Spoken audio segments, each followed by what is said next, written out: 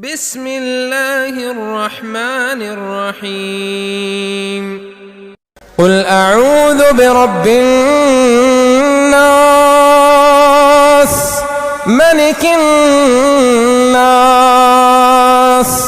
إله الناس من شر الوسواس الخناس الذي يوسوس في صدور الناس